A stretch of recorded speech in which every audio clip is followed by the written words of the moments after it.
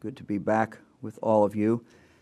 John Husted is not here today. Dr. Acton is, and Lieutenant Governor is working on some of the business rollout that we're getting prepared to announce in a few days.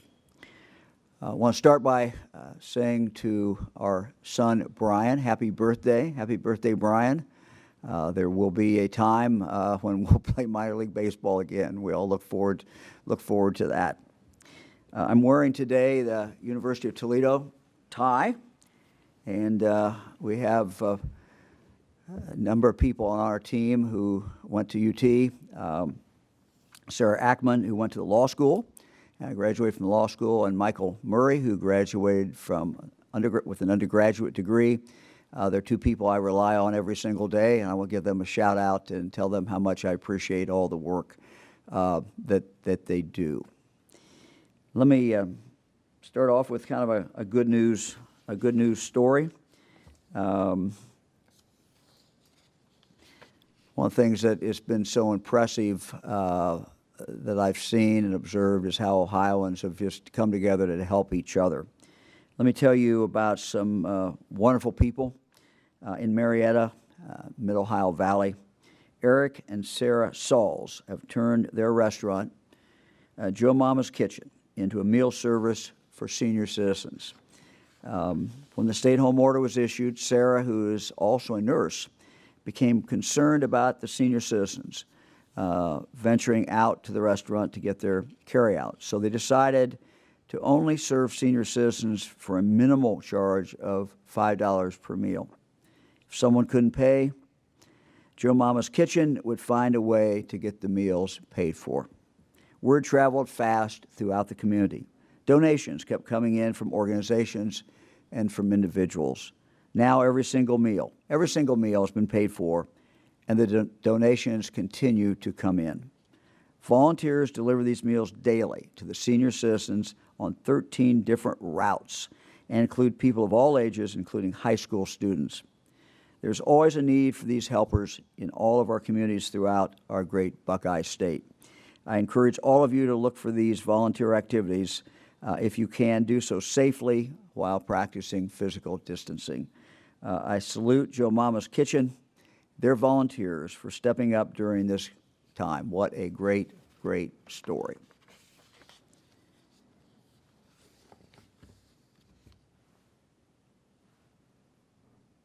I also want to take a moment to recognize some really committed Ohioans. Today is National Medical Library Professionals Week. National Medical Laboratory Week, excuse me. Right now, there are so many folks doing testing at labs nonstop. They're doing an absolutely fantastic job. So to all of you at our labs around the state of Ohio, thank you.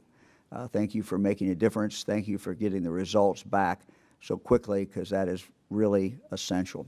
We salute you, and we thank you for that great, great dedication.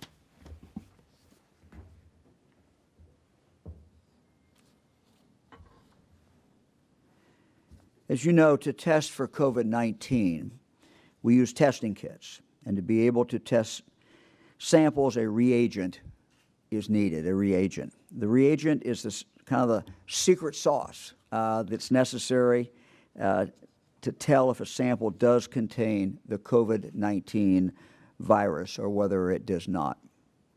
Each testing company uses a different type of reagent, and those reagents have been extremely limited. And we've talked about that before, that the limitation, the fact that we do not have enough reagents, has limited the testing that we can do in Ohio. One of the reasons we've been limited.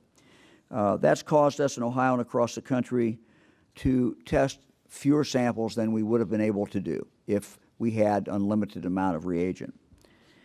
On Sunday, I spoke with the Food and Drug Administration, and also on Sunday, I spoke with Vice President Pence about this. And I spoke to them particularly in regard to a company called Thermo Fisher. Thermo Fisher has an application to have a new reagent approved in front of the FDA. And so I talked to the Vice President about this. I talked to the FDA about this and asked the FDA if they could move this forward. Today, we received some very, very good news. This morning, I got a call directly from the Commissioner of the FDA, Dr. Stephen Hahn. He called me to tell me that they have approved a new version of Thermo Fisher's reagent. So that is very, very good news. Most of the major labs in Ohio use Thermo Fisher's machines. And the problem has been there just has not been enough reagent. Now they can use these test kits with the new reagent, as well as the original COVID-19 test kit and reagent. This will significantly expand the capacity of these labs. It is not the only thing slowing us down, but it is significant, and this was a good victory. The approval will greatly expand our state's ability to increase our testing capacity. Thermo Fisher is hoping that they can give Ohio enough reagent so that by mid-May, we will see significant increases in the number of tests that we can conduct in Ohio per day. We are also working with other companies as well to make additional reagent kits available so that we can continue to ramp up testing in Ohio.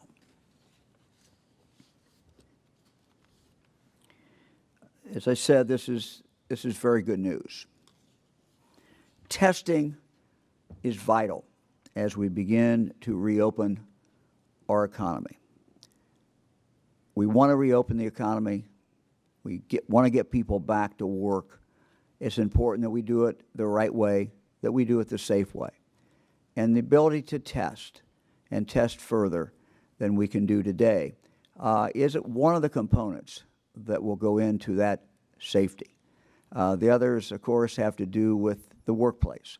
It has to do with what the companies do, businesses do to protect their customers, but also to protect the folks who work there. But testing is one of the things that we need to really be able to see this succeed as we move forward. I'm announcing today, because of the importance of this, the formation of a testing strike team that will be led by two former Ohio governors, Governor Dick Celeste and Governor Bob Taft. I called each one of them this morning and asked them if they would do this. Each one, without hesitation, said that they would. And for that, I am extremely grateful. These two leaders have a depth of experience in Ohio and internationally. They know their way around Ohio. They know their way around the world. Simply put, these two individuals know how to get things done, and they know how to make things happen. They will work with Ohio leaders from business, from higher education, and from public health to be part of the effort to help us source critical testing items. And they will work also to oversee what we are doing within the state of Ohio to make sure that we are maximizing the capability that we already have here. Expand the capability, maximize the capability that we have. Although from different political parties, they both started in public service in similar ways, and their career paths have some remarkable similarities. Early in his career, Governor Celeste worked at the Peace Corps headquarters and was also then personal assistant to the United States ambassador to India. As a young man, Governor Taft served in the Peace Corps as a volunteer in Tanzania. Sorry about that, Bob. They both served 2 terms as governor of Ohio, and after their terms, they continued their careers in higher education. Governor Celeste as president of Colorado College, and Governor Taft as a distinguished research associate at the University of Dayton. Governor Celeste was also a state representative from Lakewood, Ohio, lieutenant governor, director of the Peace Corps, and ambassador to India. Governor Taft served as Hamilton County Commissioner, state representative, and Ohio Secretary of State. As you can tell from these resumes, These are two remarkable individuals, and I'm very grateful that they were willing to come forward to help me, to help the state of Ohio as we move forward. They both love Ohio, and they both, as I said, were quick to say yes when I asked them if they would do this.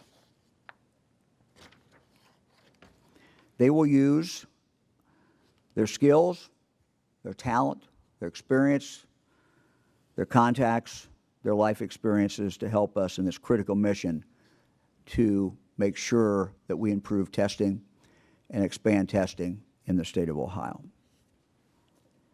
Let me now ask Director Ursel McElroy to join us.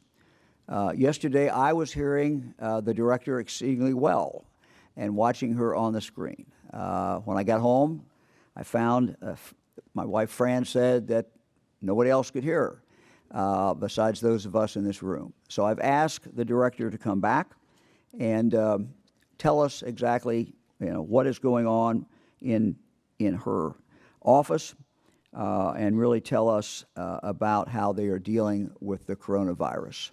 Director, thank you. Absolutely. Thank you, Governor. Happy to join you again to highlight this very important issue, access to high-quality care for all Ohioans without COVID-19 and those who contract the illness.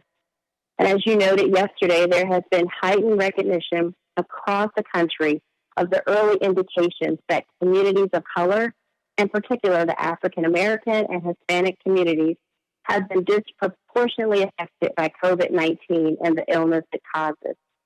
So it is incumbent upon us as we respond to this crisis as a state, including our path forward to restart, to address these issues. Now, in the days ahead, we must act with a sense of urgency to raise the level of consciousness about these disparities and ramp up our efforts to address them. Simply, sir, it's the right thing to do. And like most things we've dealt with during this crisis, it is connected to so many other things, and it will be important to have the best minds and influencers at the table. So I will join my colleague, Director Alicia Nelson of Recovery Ohio, to co-chair the Minority Health Strike Force team you have directed us to form. And this Strike Force team will examine issues such as underlying health conditions, social determinants of health that can widen gaps across communities, and economics. The team will also address the unfortunate expressions of hate and discrimination during this crisis. Finally, tangible steps will be put in place: education, stronger data collection, and recommended policy creation or changes where needed. So, Governor, we stand ready with you, Lieutenant Governor Houston, and Dr. Acton to take on this important work and report back to the people of Ohio. Thank you, sir. Thank you very much for taking that on. We are very grateful. As we talked about yesterday, the numbers nationwide, as well as in Ohio, show that there's a disproportionate of African Americans who have been hit by this virus. And we want to try to do something about that. We want to try to bring people together to really look at this problem and look at this issue. So we thank you for Ursel for doing this. We have put together a good group. Yesterday we made available on our webpage the individuals who are part of this group. It's people not just from government, but people from the private sector, people from public health, people who understand what is going on, and we're very, very grateful for each one of them serving. We have sad news I want to share. One of the residents of the Northwest Ohio Developmental Center has died from COVID-19. This is the first COVID-19 death of a resident at a developmental center. This individual, this resident, had been diagnosed on March 31st. Our thoughts are with the family, as well as the other residents and staff at the Northwest Ohio Developmental Center.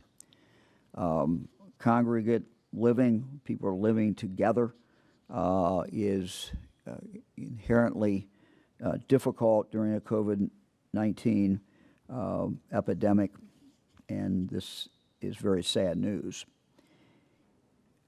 In addition to the COVID-19 case data that we provide on the coronavirus.ohio.gov website, we also include a breakdown of COVID-19 information for Ohio's state-owned congregate living centers.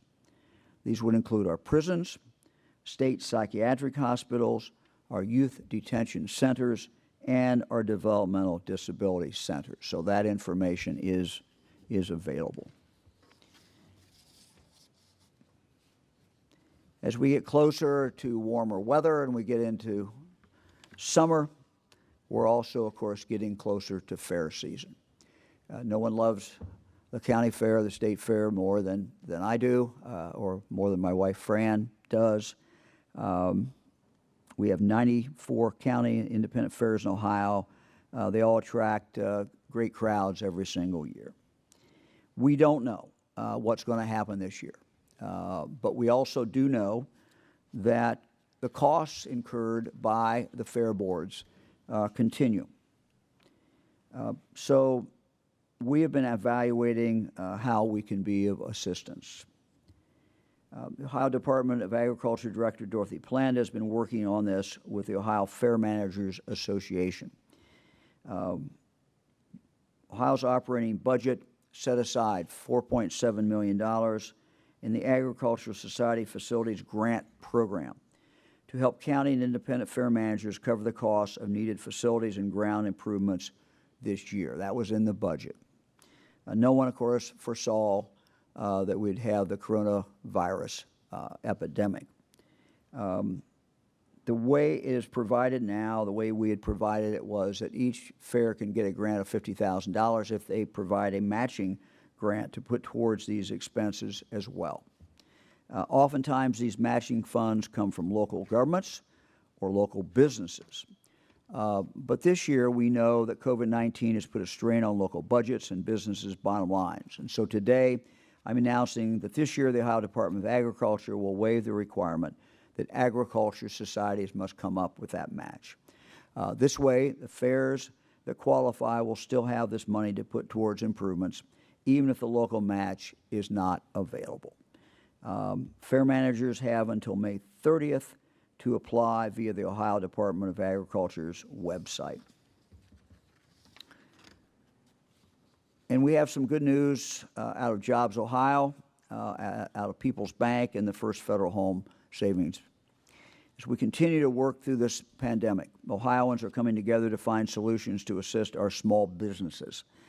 Today, Jobs Ohio, People's Bank, headquartered in Marietta, and the recently merged First Federal Bank and Home Savings Bank, headquartered in Defiance and Youngstown, are announcing a partnership to support those banks' existing small business clients in Ohio.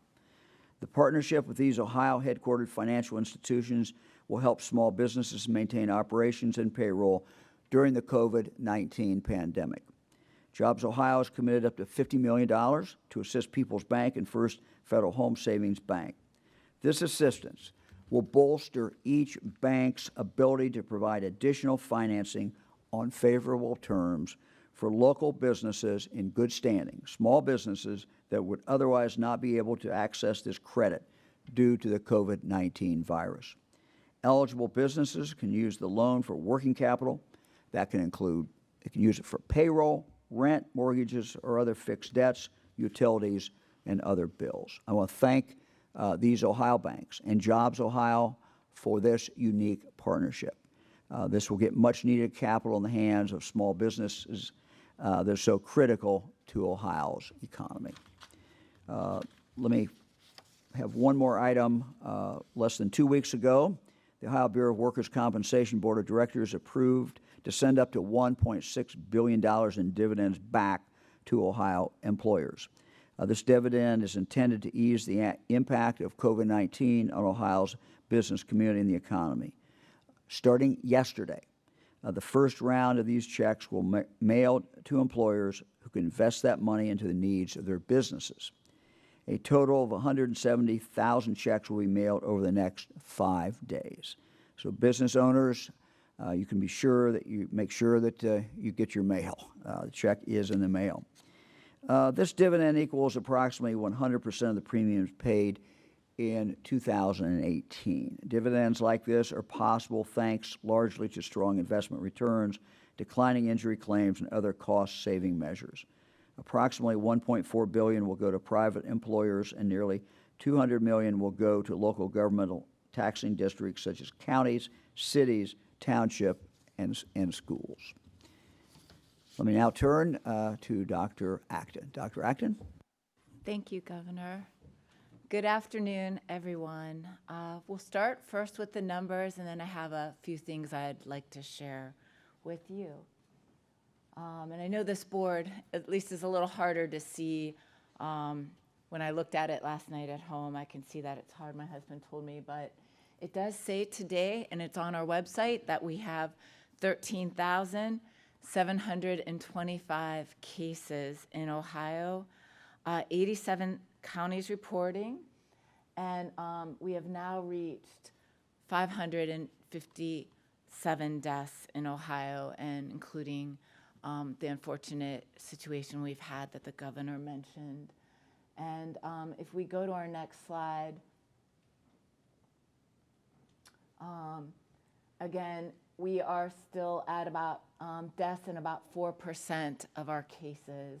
So this is, again, a very lethal disease. We have, at this point, still a majority of folks being tested being healthcare workers and also people in long-term care facilities or higher risk groups who really are in need often of hospitalization. But we've reached now 94,000 tests having been done in Ohio. Next slide. Again, we are watching our trends and the cases reported in the last. We're seeing a little dip here, so we're really looking for a 5-day trend. And in reality, we're looking for directions over 14 days. As we start to look for changes as we move forward, every decision and every move we make will be based on 2 to 3 weeks, because it takes about 2 weeks to see from someone getting infected to seeing that they actually have the infection. And then we look for longer term changes in our hospitalizations and our death rates. Again, we know our numbers are still the tip of the iceberg because we're not testing many of the cases. Similarly, we are seeing a bit of an uptick lately, slightly in our hospitalization trends. I think a Monday ago, we had 902 admissions for COVID-specific hospitalizations, and today we're at 1,091. So we're sort of watching these trends. In the days to come, we're going to have some new trends, Governor, that we'll be following, some numbers that help us sort of navigate our way forward.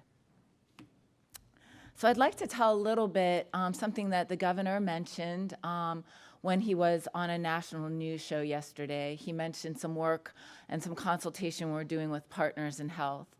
So Partners in Health is really one of the most premier global health organizations and has been on the front of fighting infectious disease for many, many years. Beginning in Haiti, the governor and his wife, Fran, have done extensive work in Haiti themselves. And there was a very famous book written about it called Mountains Beyond Mountains that really told the story of the founders of Partners in Health. It was Paul Farmer, physician, who did some bold things and just embedded himself in Haiti as part of his med school, often missing class, I don't know if you knew that, to work.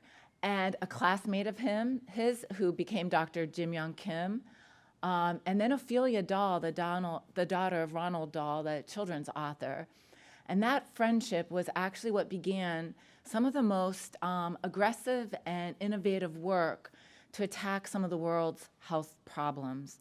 And Jim Young Kim particularly, he went on to be the president of Dartmouth and head of the World Bank. And early on in this, I was able to talk with him, and we had a really great conversation about what other countries around the world were doing, where they were really starting to make some advancements in battling this virus. So as the governor said, we will be engaging with Partners in Health and others. We have a call scheduled tonight. But slowly we've been building a workforce so that we can not just sit back and watch this virus unfold, but really get a lot more aggressive and take it to the virus. We don't want to just flatten this curve. We want to stay ahead of the curve. And we are all enduring what was a blunt instrument, a blunt surgical tool of the social distancing we're doing. But in the future, we really see a path where we have a much broader range of tools to fight this war. Now, Dr. Kim said in an article that published recently that you need 5 things to work your way forward. We all know that we're going to need to live with this virus, and we're going to live with it for a while to come, at least 18 months. So what the governor's team, and with the hope of our past governors and others, is we are building an extensive response and recovery plan and network. You have to be able to do the social distancing that we're doing.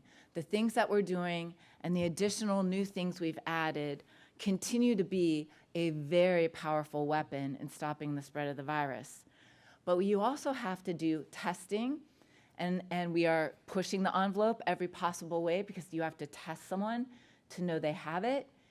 And then you have to do contact tracing, which means, again, those disease detectives who talk to you when you're a case and find out everyone you've been in relationship with, anywhere you've gone in the past 14 days.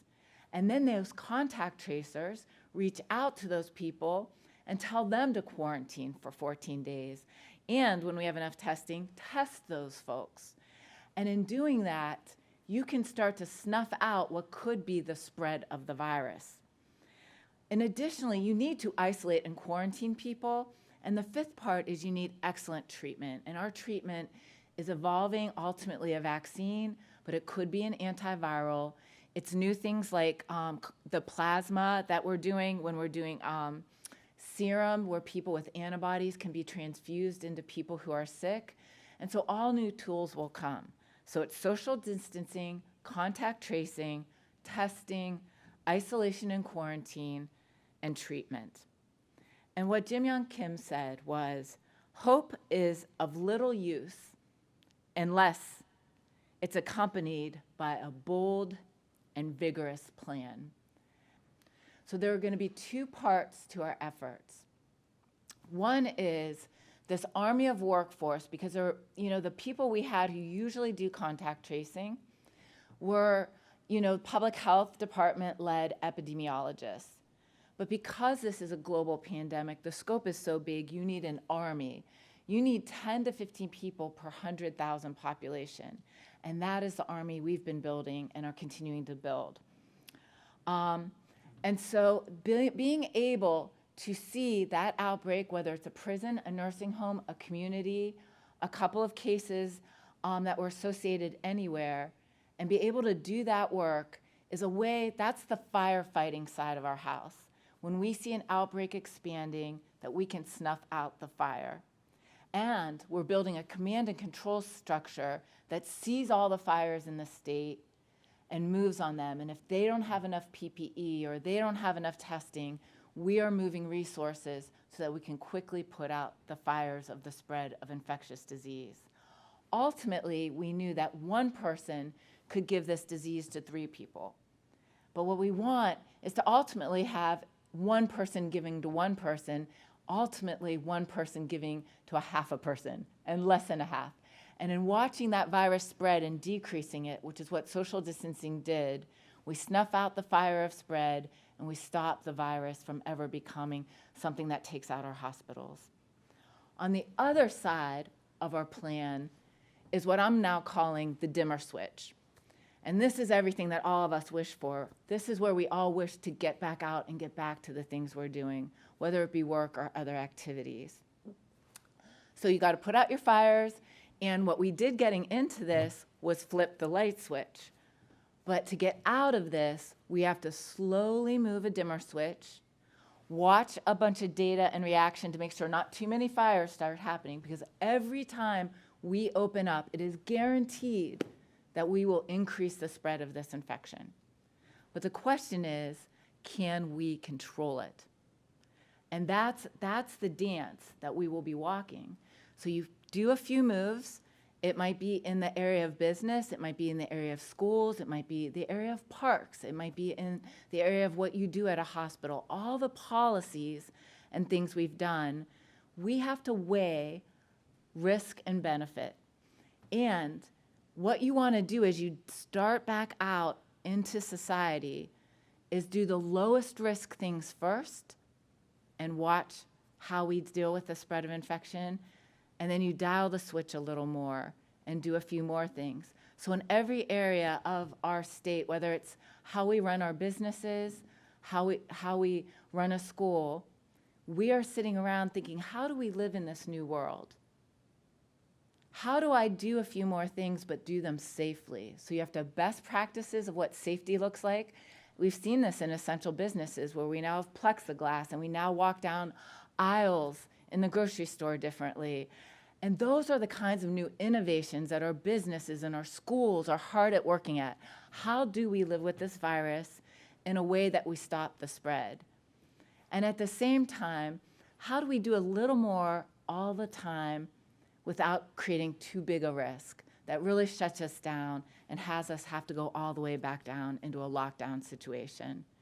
So we've got our dimmer switch planning, and we've got our firefighter putting out fires plan, and that is the dance and the plan that the governor's team is working on. Do I wish we could just hand you a plan every day?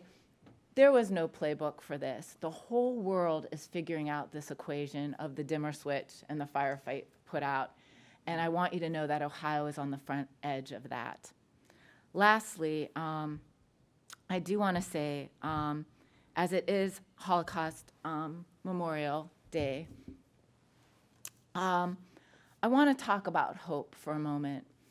There has been so much done by Ohio citizens to help each other and be good to each other through this crisis.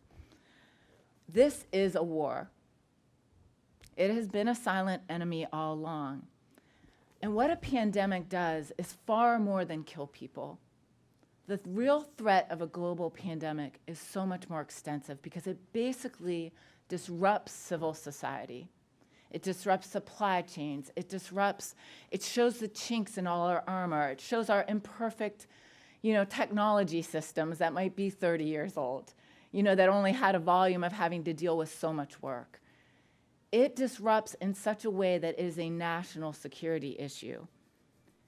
And worst of all, it can turn us against each other. And so it's very, very important. I'm very optimistic that we have the grit and resiliency to weather a war, especially given the outstanding leadership we have.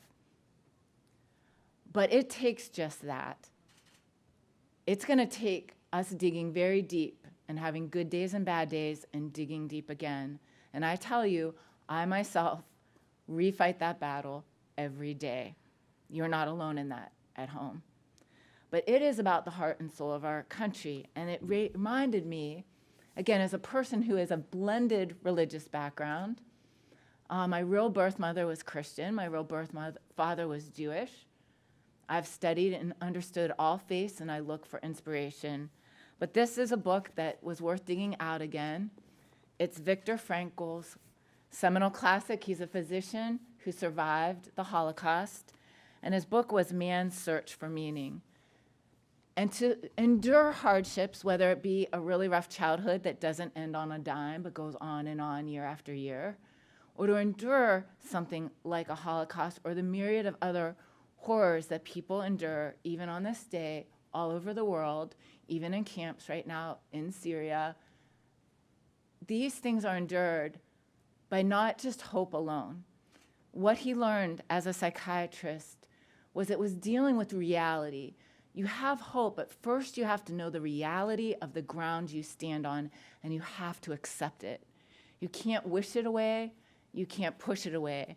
And the people who survive can balance understanding the reality, but still having that optimism and hope. And in that balance, hope alone, people don't survive because as they go through wave and wave of disappointment, it knocks the wind out of them. But our resiliency is marrying those. And I think the reality is We have this tough road ahead. It's not the world we knew for any of us. And together, we'll build a resilient, strong path forward. So that is my wish for you. Thank you, and for all of us. And thank you very much. Jim Oddie, first question. Thank you, Governor. Thanks for doing this. I have a question. Yes. Relative, I realize that every state is different, but the state of Georgia has already announced a long, long list of businesses, barbershops, hair salons, bowling alleys, gyms, fitness centers. Does that make you, first off, think that our plan should be a little bit more open? Have you yet decided what phase one is going to look like, and can you give us a better idea of what's going to fit into that phase one? The goal, Jim, is to get as many people back to work safely as we can. And so, you know, we've kind of laid out, we'll talk in a few days about what we're doing with hospitals. We're trying to open hospitals up. Hospitals are a safe place to be. They're a place that we had to restrict some of the activity because we worried about not having enough of the personal protection equipment. We're going to come out in the next several days. I'm looking now at recommendations from the Hospital Association. So movement forward on hospitals, letting them do more, move forward. They're an essential part not only of people's health care, they're an essential part of the community where they exist throughout the state of Ohio. Second, we're going to look for those businesses that can open and put in place the safety that is needed. Safety might include some reconfiguration. It might include, we have some examples of manufacturers who have been open as an essential business. We have other manufacturers, other people who make things that have not been open. We're going to look to see if we can open some of them. You know, they're going to look different. People are going to be wearing masks. People wearing gloves. And then when we start moving towards retail, we're going to move retail out again in a situation so people can be safe. The employees can be safe, and the customers who come and retail will be able to be safe. So it's not going to be done overnight. We're going to try to get, again, as many people out working as we can as we move forward, and we'll have some announcements in regard to that.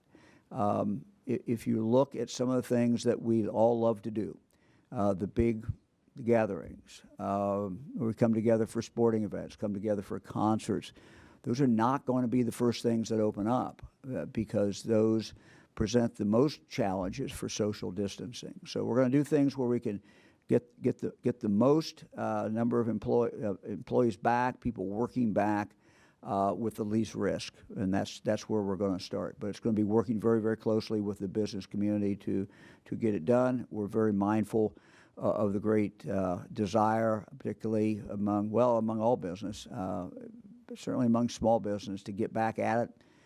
We understand the problems that small businesses particularly have. So we're going to be announcing more as we move forward, but that's kind of how I look at, you know, what we're going to see beginning around May 1st.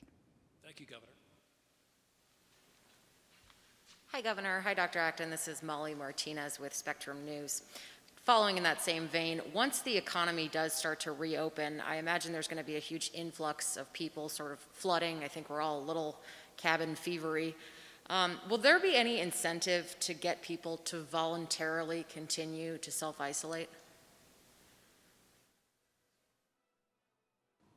Well, I don't know if we've ever thought about that. You know, we're open to any ideas. I'm not sure that that's been something that we've really looked at. I mean, the incentive, I think, is that everyone wants to stay safe, but everyone also wants to get back into doing some of the things that we all like to do. And so that's a balance that everybody's going to have to make. We're going to ask people continue to do the social distancing. That's going to continue to be part of this. You know, the workplace is going to look different. Retail shops are going to look different. So it's going to be different. But again, these are not going to be things that people can't figure out how to do. What we've seen in the last few weeks is with the businesses that are in place, people have kind of figured out how to do it. And we're going to help them. We're going to bring experts in, and that's the work that Frank Sullivan is heading up with his group, and the Lieutenant Governor's working on as well. Kevin Landers, WBNS 10 TV. My question is for the governor.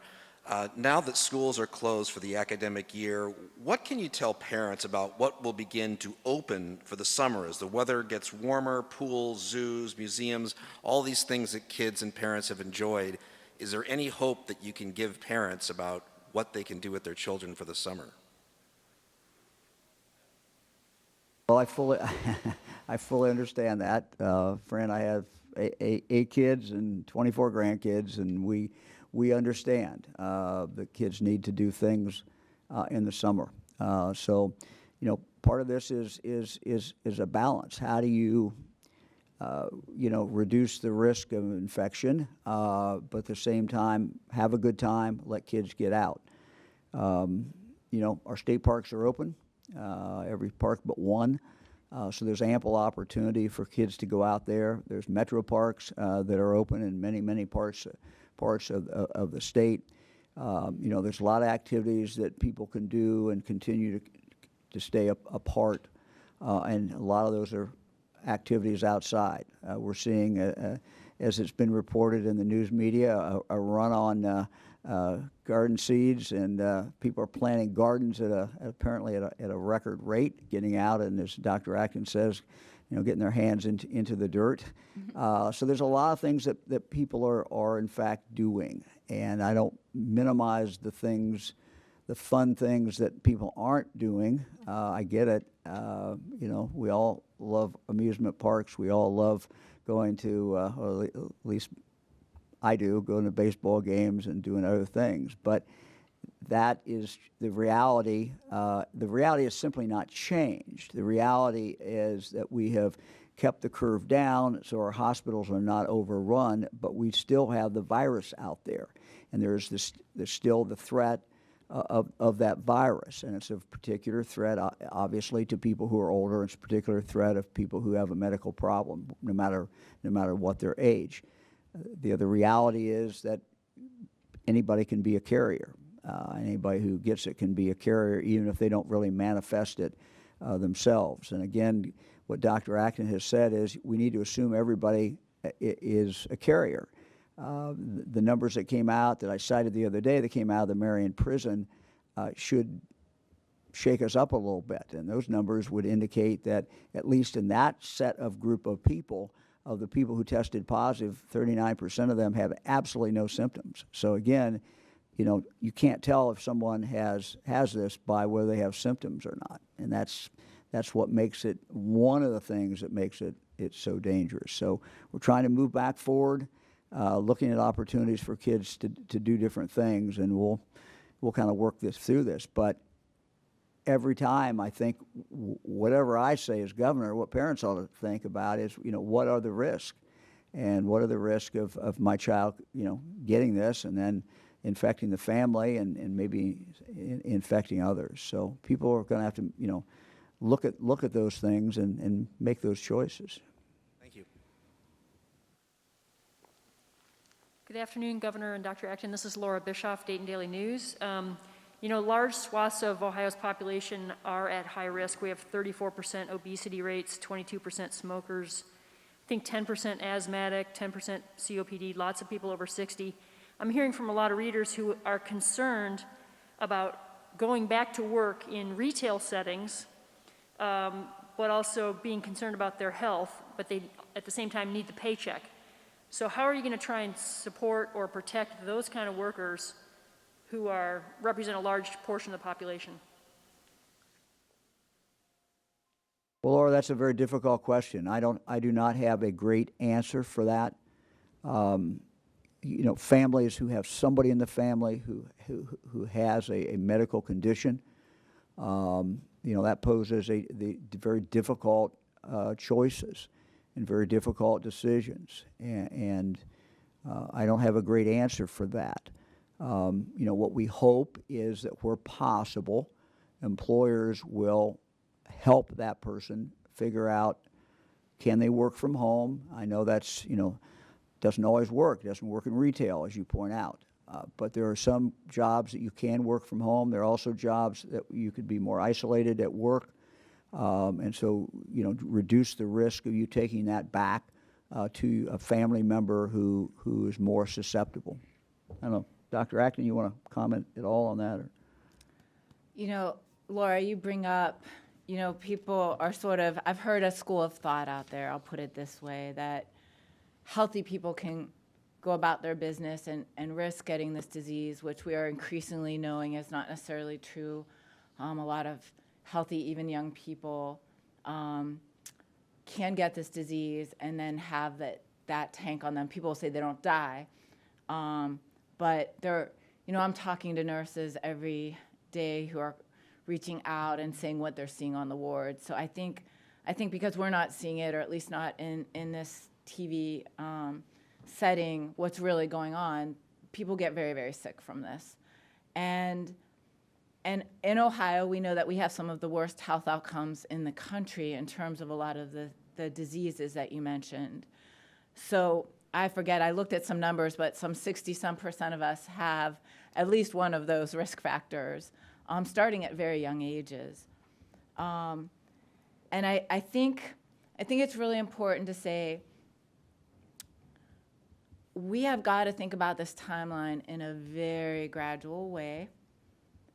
I don't think we all know. It's very hard to see more than a week or two ahead of you, let alone a month or 2 or 3 ahead. But what we're really talking about is sort of loosening the norm we're in now. I think that's a better way to think of it, as more things can become essential. And as we lean into that, each of the necessary policy discussions around that will surface. And they're all interrelated. It's very hard to talk about business without childcare, as someone mentioned yesterday, or as a parent, what are you going to do with your kids? That came up. And so we have teams of people right now they have to look at it in each silo. For instance, the business group the governor mentioned is looking at a certain segment of the business world. What are the best practices? What are the least risky things to open up? And what are the more risky, and how you do that? And similarly, in each of those silos, we have to look at, how can we reinvent ourselves? How can we make this less risky and open it up? And then you have to step back and look at the whole of how all those things relate to each other and what net effect they will have on the virus spread. It is a 3-dimensional chess game of policy, and that's why you are seeing just the really agonal kinds of work behind the scenes. And we all want quick answers to the one question, can I go to camp or not? We're really not out of the woods yet. You know, our numbers are still plateaued, and we don't know how long it will take for them to come down. And we're trying to get the answers to those policy questions, but balance getting us out and about in our livelihoods as well as our lives. So it is a very complex discussion that doesn't lend a quick answer to your question. But I think those are the questions and walls we will all hit across this country and all around the world as we try to work our way out again. Thank you. Hello, Tara Morgan with ABC6 News. This question could be for either one of you. As businesses reopen, Dr. Acton, you talked a little bit about which business is risky and which isn't. What about those one-on-one businesses, those salons and barber shops? I mean, Governor, you talked about masks being used in businesses, but do we need to limit customers and things like that? Well, that's a very good question, and it's probably the most frequently asked question I get is, when can I get a haircut, or when can I go to the salon, beauty shop? I get those questions a lot, and I understand it. As you can see, I'm past due for a haircut. The real question it does come down to, you know, can that be done safely?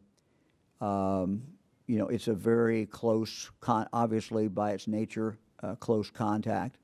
And so that's something we're exploring. We're exploring with the board that regulates those two professions, and we hope to have more. But it is something that I fully understand, and I understand people's desire to do it.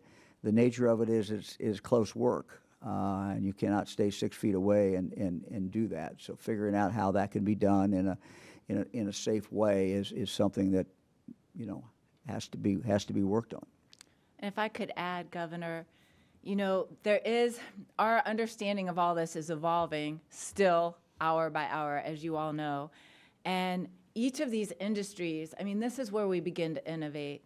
Every one of these industries is getting a hold of CDC guidance as it's made available.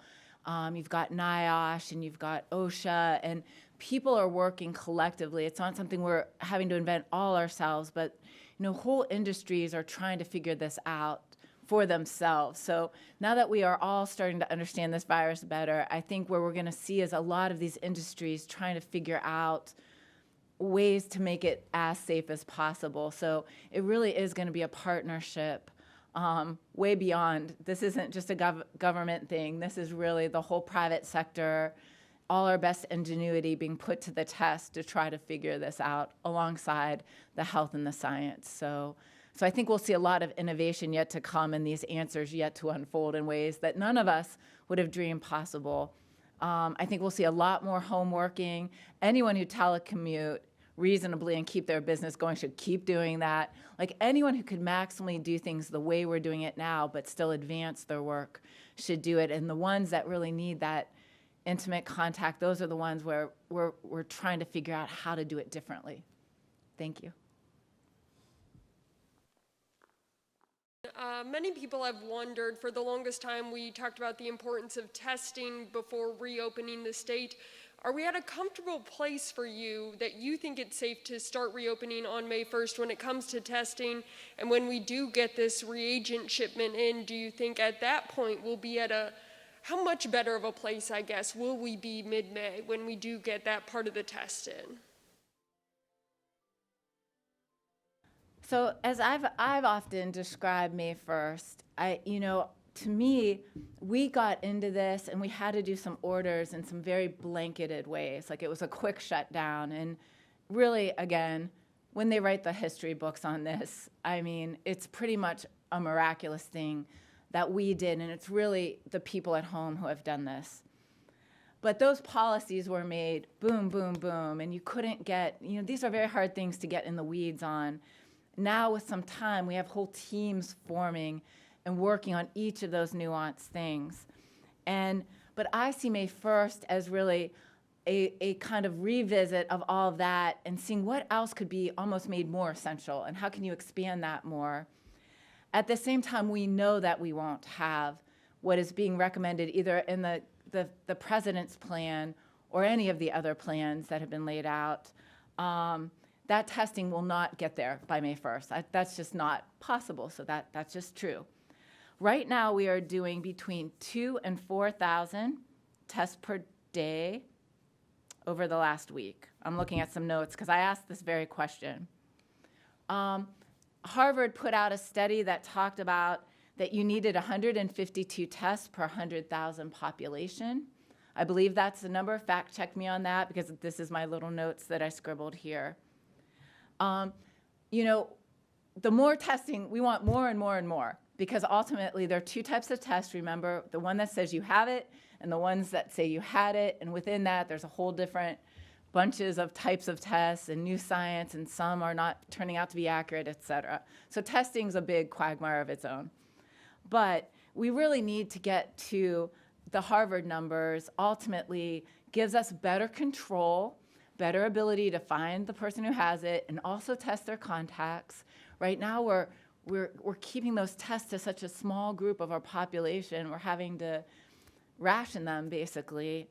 And having a greater ability will really, remember, two sides of the house, the dimmer switch. Well, the dimmer switch is all dependent on our ability to manage the fires, and that's all based on testing. So So more tests equals better firefighting. Hope that helps. So we're not there yet, by far. Thank you. Good afternoon, Dr. Acton. Ben Schwartz with WCPO in Cincinnati. I want to ask you about, as we start to gradually reopen the state, will it be beginning to become acceptable for, I guess, younger children to go play with their friends outside, or for, say, family members to go visit other family members from out of state or anything like that?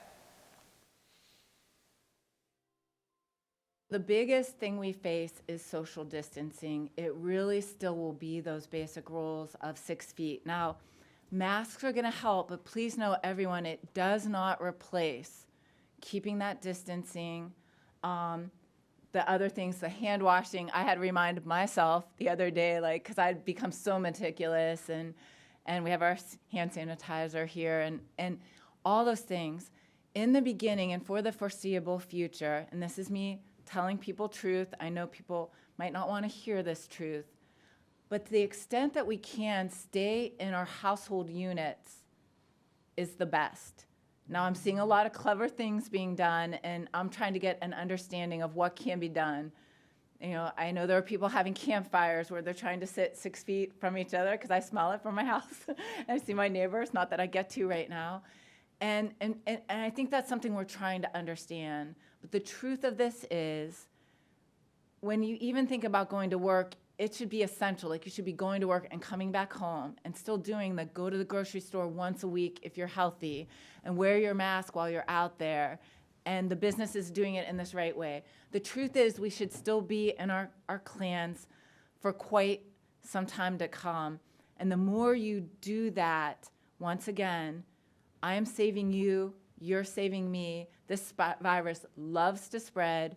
It will still overwhelm our healthcare system. It will still overwhelm consumer confidence and people's feeling about being out and about if they start to see a lot of people around them get very, very, very sick. So it's all, we like to see these things again as all not interdependent too.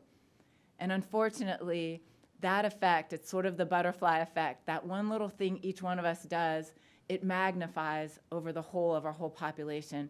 And similarly, I don't expect we'll see travel going on widespread, because now we're going to start taking it from cities that are hot spots into other places. So these same things we're doing now are still the same things we need to keep doing, at least for a few months in the foreseeable future. And then little by little, we'll try to expand that more. That's the truth of what, at least from where I stand, I see happening. And that's how we'll stay safe. Thank you. Thank you.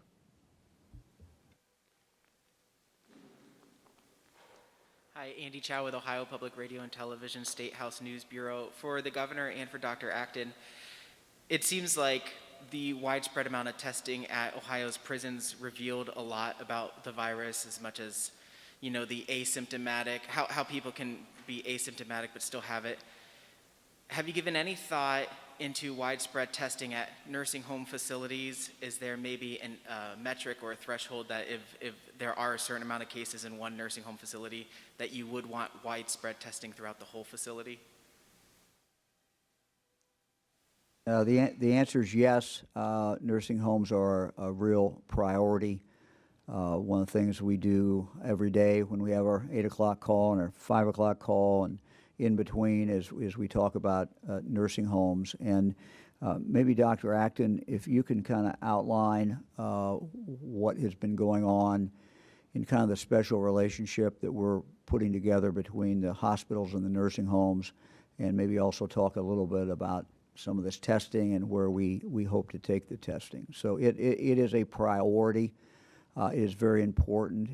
It is close living together. And we know that what can happen, we've seen not only in Ohio, but in other states, you know, what can happen and how fast the COVID-19 can move through a nursing home. And it's a very, very concerning thing. Oh, thank you, Governor.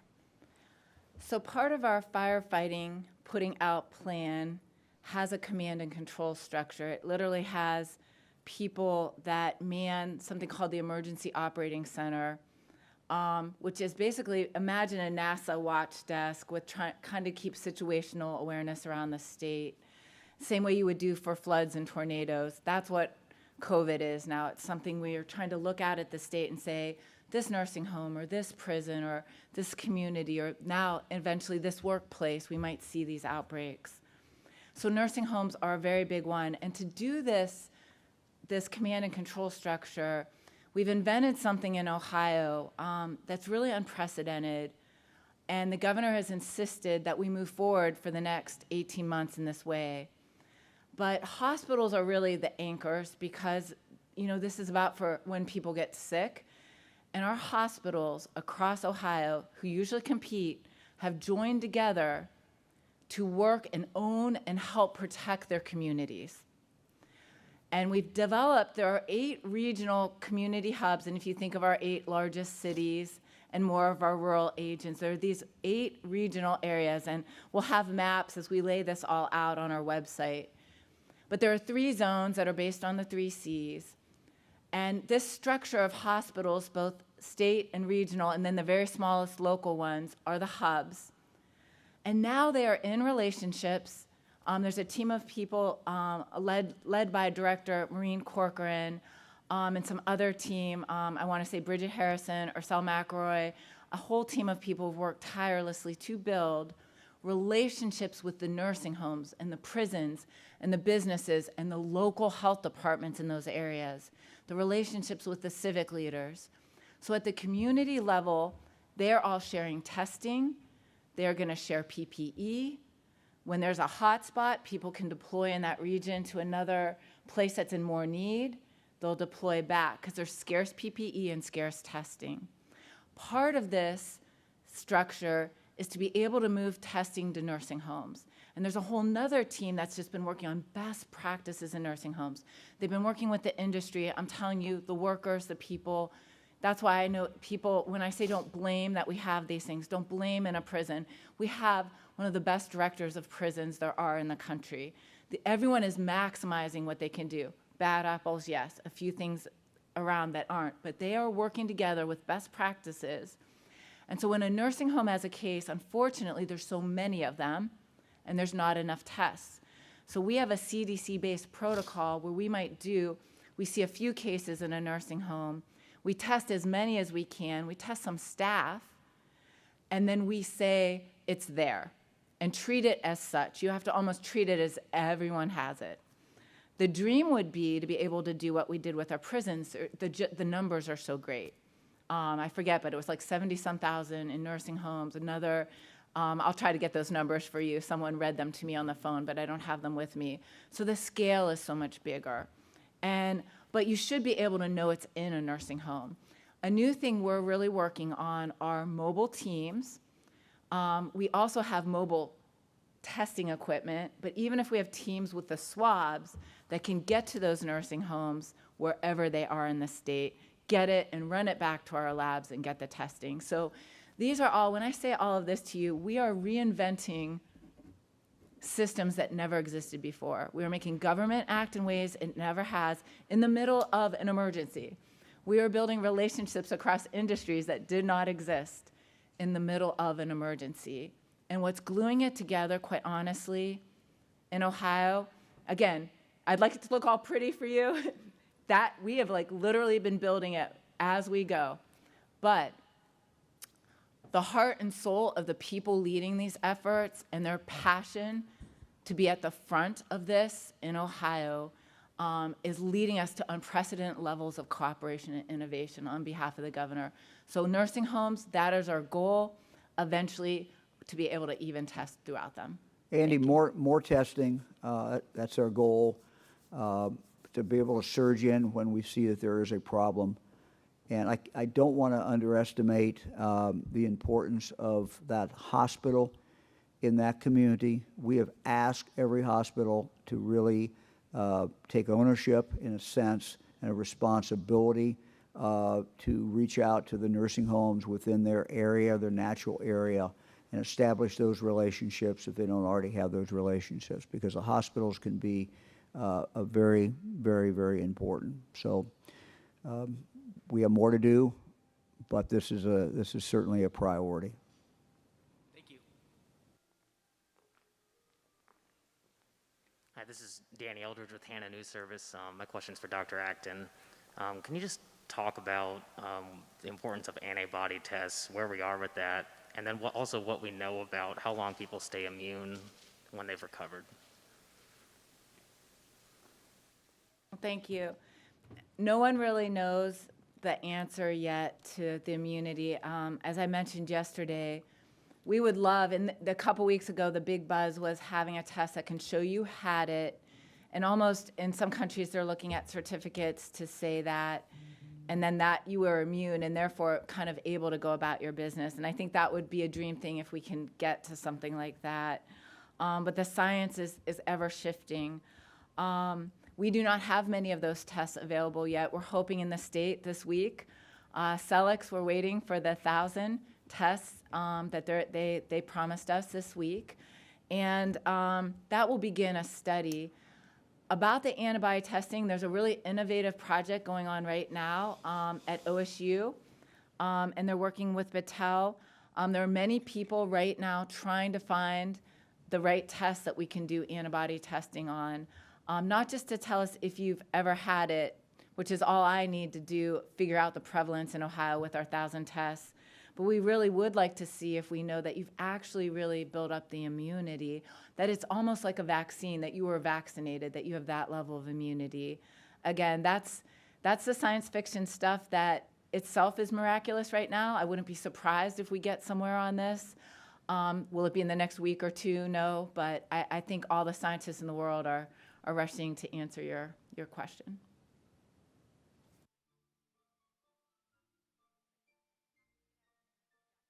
From the Cincinnati Enquirer. The rising numbers out of the prisons due to the widespread testing you've talked about show that this can be easily spread among asymptomatic carriers. And we're also seeing a fairly low number of deaths out of the prisons. What, if anything, can we read into the data that we are getting from this widespread testing? I'm sorry, what can be read into what? What can we take away from the results that we're getting back from being able to test that population completely? With that, I'll let Dr. Acton respond. One of the things we obviously are very concerned about is the staff who works the prisons and what happens when they go back home and the potential spread. We're concerned for the staff members. We're concerned for their families.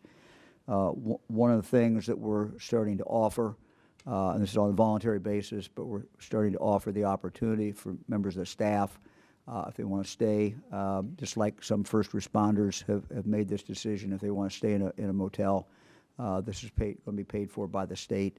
The state is making arrangements to do this. I don't know how many of the people who work in our prisons want to do this, but that certainly is something that we are now making available. So Dr. Acton, you can respond to the rest. Yeah, I think the data from the prisons really does show us, and anywhere, probably in any prison now, that just like nursing homes, you expect to find it almost at this point. You expect that our cases will increase. Once you test, and if we were testing in our whole general population, we'd be seeing tons of cases. So we just don't have the tests to prove it. So when you're taking that high-risk group, so we aimed at high-risk groups and we aimed at our prisons, and I think it's unusual. I don't think there are a lot of places where they've been able to look at a whole prison the way we have, and we've learned some interesting things. I know this has happened in other states when I talk to people about testing in nursing homes, that there's a ton of asymptomatic folks. Now, a test is at one point in time. First of all, there are still people who will test negative that actually have the disease, and depending on the test, it is a different amount of people. If you're early enough in the disease process, you might still be negative because you don't have enough of a viral load that would be picked up by the disease. Remember, we used to say your case if you're symptomatic. So some of these cases, and we heard upwards of 70 some, I mean, it was like astronomical numbers that I heard 2 days ago in the prison that were asymptomatic. Some of those might continue. If you went back there 2 weeks later and you tested, some of those people would have just stayed asymptomatic, probably at least 25%, but I think it's going to end up being much higher than that. Numbers are getting up more toward 30 and 40%. And they maybe never even shown that they had the disease. But then a part of those that were asymptomatic will go on to start having symptoms. They were just too early in their disease process. So it's really following patients clinically over time. And remember, all of these folks are being followed very carefully, through the healthcare system in the prison that tells you a bigger story. And of course, we don't have tons of testing to be saying over and over time. The viral loads, I was told by OSU's researchers, Governor, that the viral load is so high on some folks that they have to stop and recalibrate the equipment because it actually contaminates equipment doing the testing. This virus is like your perfect science fiction invention. It is just that sneaky of an enemy. And, and we don't know how long people shed even after the 14 days. So it is a very infectious disease and very deadly.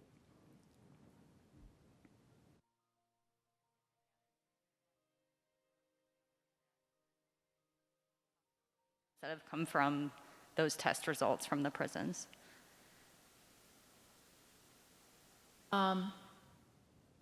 I do not have the exact number of prisoners, at least on me, but I will look into that for you. How many were hospitalized? And I haven't heard any of that, so I'll try to see if I can find answers, Jackie.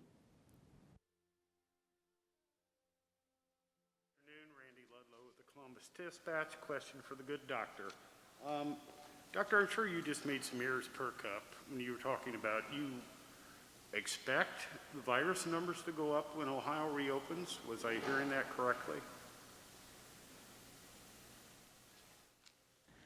Yeah, we should expect, nobody knows, Randy, what the real prevalence of the virus is at this point in our population because we can't test and get population level data. I've seen some studies and some best guesstimates from far greater minds than mine have been saying anything from 5 to 15%, but no one will know until we can test a representative sample of Ohioans, which is what we're attempting to do with this rigorous scientific study that I'm waiting for the 1,000 tests for to do with our scientists. And once we get those, it'll be 2 to 3 weeks, we hope, that we would know that. But the bottom line is most people haven't been exposed and aren't immune yet.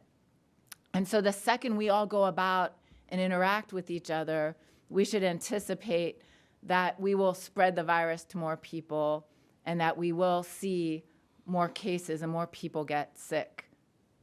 And Randy, let me put this in perspective. And I don't think what Dr. Acton said just a moment ago would be disputed by anyone. Once you start opening things up, the contact increases. The key here is to do it in a way that minimizes as much as humanly possible the risk. There are bad things that occur from a health point of view and from other ways when things are totally shut down. So I don't think anyone thinks that we could stay shut down for a year or 18 months. The devastation to the state, families particularly, would be just absolutely unbelievable. So it is a balance that we are seeking. The goal is to open the state slowly, but get as many people back to work with the least health damage, understanding that when we put people back to work, there are positive things that happen in regard to health as well as in regard to all other things in life. So this is a balance. This is a high wire act. This is not easy. and that's why we're trying to do it very carefully. We put together a business group, and we've charged them with working with business and figuring out the safest way to open business and what business should we start with, where we can get the most people back for the least amount of exposure. But it's also why we cannot look at May 1st as a date when everything's back to normal. Things cannot be back to normal unless we want to just throw caution to the wind and proceed carelessly, recklessly. That cannot occur until this is over with and we have a vaccine. But we're balancing two things. Our need to move forward, get people back to work, but also to do it in a very rational way. And there are always trade-offs. And anybody that would stand up here and tell the people of Ohio there are not trade-offs would not be telling them the truth. So it should not come as a surprise that Dr. Acton says that once you start back, no matter how carefully, you're going to see those contacts go up, and certain things are going to happen. But our goal and what we're going to strive for every day is to be very careful in how we do it, be very logical in how we do it, make our comeback strong, but also make our comeback safe.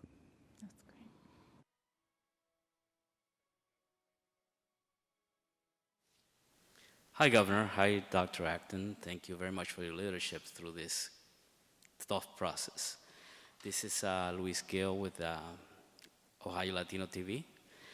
My question to you, Governor, as the minority community is being hit hard during this crisis, and the reality is the lack of access technologically, transportation, especially the Afro-American and the Latino and many other communities. Governor, don't you think that this virus was like a little bomb that took the lid off of so many issues of these inner communities, like education, health, economically, housing? And I know you've been at your job for a short time, 2 years, but unfortunately this fall into your lap. Don't you think this opened your eyes how things will be in the future for this community? We've lost the sound. Oh, okay. And so I apologize to everyone, but I cannot hear the question. Oh, so sorry. Do I start all over?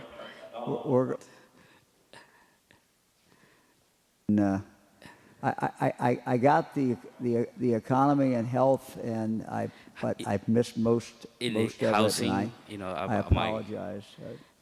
In the housing. We were also getting a very bad echo.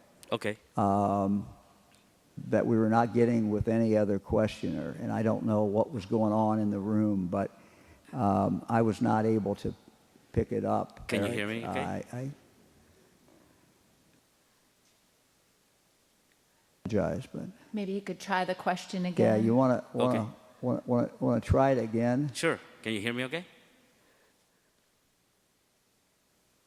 Repeated. Do we have it repeated? Okay. Yeah. Can you hear me okay? He's talking right now. Yeah. And try. Okay. Hello, can you hear me? Well, too, so.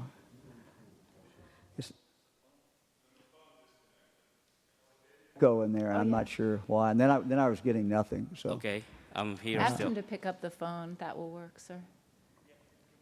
Yeah, maybe pick up the phone. Maybe that'll work. Can we do that, or is that?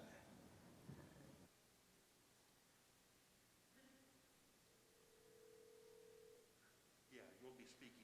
Go ahead, try again. Should I pick up the headset or no? No, just try talking again. Can you hear me, sir? You'll talk in. Can you hear me? Let's try that. Let's try it. Can you hear me okay? Let's Yes, try it. we Yes, can hear let's you try now. it. Okay, well, let's start with the hello. Hi, Governor. Okay. Governor, I was asking you about the community, the inner communities, the Afro-American, Latino, and so on, unfortunately they get hit hard because of technology, lack of technology, transportation. They have to, have different means of job. But don't you think that this virus kind of was a little bomb that took the lid off of issues that the community has been lacking, like housing, health, employment, economically, education especially? And did it open your eyes, even though you have been in the job for, short time? But this has been issues for a long time. Did it open your eyes to look at things differently and how the future is going to go on for these communities? Yes, I think the answer is yes. I think it brought home in numbers that we could see very quickly the reality of some of the disparity that we have. This is a disease, this is a virus that can impact everyone. Everyone can get it, but its impact certainly can be disproportionate. One of the things as far as disproportionate as far as poverty, and that we know that poverty is a problem, and that people who are poor generally many times do not have as good medical care, and so that acerbates this. So yeah, I think it should drive home to all of us that we still have disparity in our communities. We have disparity in the state of Ohio. These are not the only numbers that show that. Dr. Acton, I'm sure, can go through many numbers that she sees as someone who's a specialist in public health that show that we have certain populations in Ohio that are disproportionately impacted for the worse on that. So yes, I think absolutely.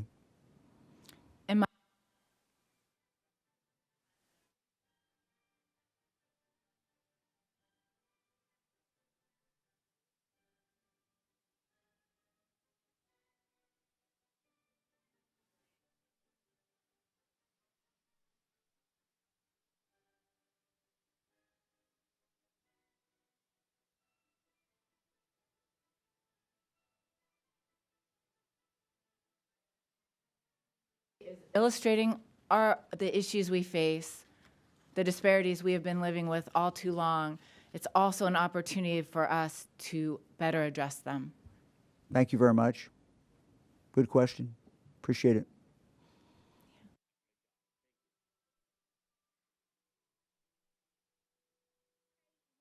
Question for Governor DeWine. Just a moment here.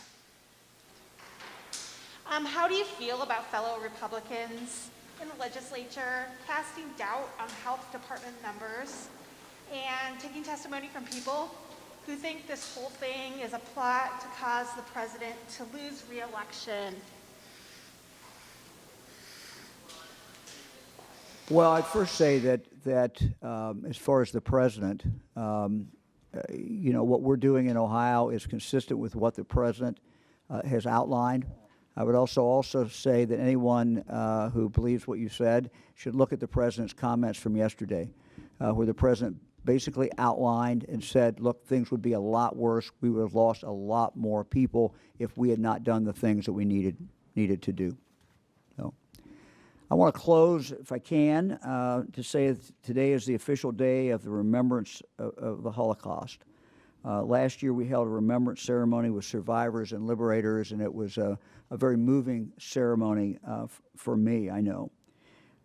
Growing up, I heard about the experiences from my dad, Dick DeWine, who saw combat in France, Germany, and Austria as a private in the Army during World War II. My dad kept up with the men he served with in his unit, K Company. Fran and I still very much enjoy talking with Jim Moore. Jim, I don't know if you're in Missouri watching this or not, but I want to give you a shout out. Dad served with Jim.